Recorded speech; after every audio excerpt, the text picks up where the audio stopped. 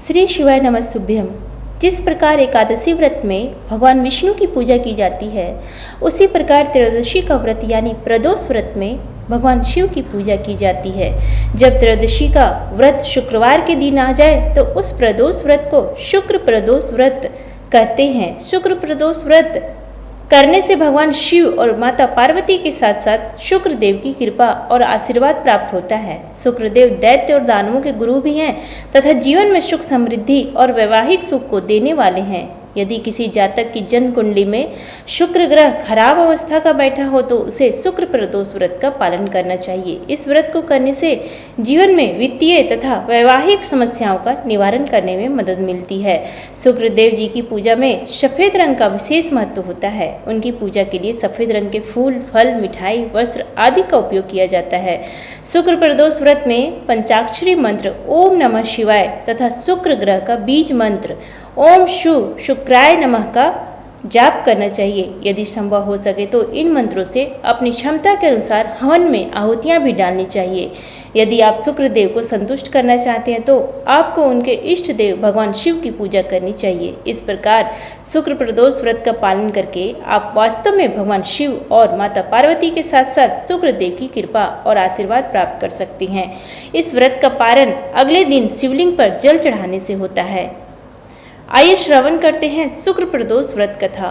एक बार की बात है, एक शहर में 3 दोस्त थे, राजकुमार, ब्राह्मण कुमार और तीसरे थे धनिक पुत्र।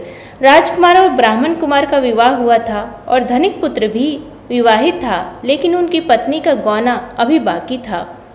तीनों आदमी एक दिन अपनी पत्नियों के बारे में चर्चा कर रहे थे। ब्राह्मण कुमार ने चर्चा के दौरान कहा, महिलाओं के बिना घर भूतों से भरा होता है। जब धनिक ने यह सुना तो उसने तुरंत अपनी पत्नी को वापस लाने का फैसला किया। धनिक पुत्र के माता पिता ने उसे समझाया कि इस समय शुक्रदेव अपनी शुभ स्थिति में नहीं है और ऐसे समय पर महिलाओं को उनके मायके से लाना अच्छा नहीं होता है। लेकिन उसने अपने पिता और माँ की बात नहीं मानी और अपनी पत्नी के घर पहुँच गया। उसकी पत्नी ने घर वालों ने भी उसे यह बात समझाने की कोशिश की, लेकिन उसने उनकी बात भी नहीं मानी। अतः उन्होंने दुल्हन की विदाई की व्यवस्था कर दी और धनिक पुत्र को घर ले जाने के लिए एक बैलगाड़ी आई।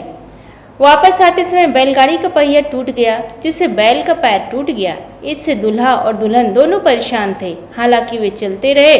थोड़ा और चलने के बाद डकैतों ने उनका रास्ता रोक लिया और उनके सभी आभूषणों और उनके पास मौजूद धन को लूट लिया।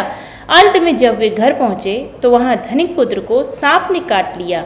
उसके पिता ने एक वैद्य आयुर्वेदिक चिकित्सक को बुलाया, जिन्होंने उन्हें बताया कि वह अगले 3 दिनों में मर जाएगा। जब ब्राह्मण कुमार ने धनिक पुत्र के बारे में सुना तो उसने धनिक पुत्र के माता पिता से शुक्र प्रदोष व्रत करने के लिए कहा और उन दोनों पत्नी और पति को वापस उसके घर भेजने के लिए कहा। धनिक पुत्र उसके घर वापस चला गया और धीरे धीरे शुक्र प्रदोष व्रत की मदद से उसकी हालत में सुधार होने लगा और उसके सिर पर मंडरा रहे सभी खतरे धीरे धीरे खत्म हो गए।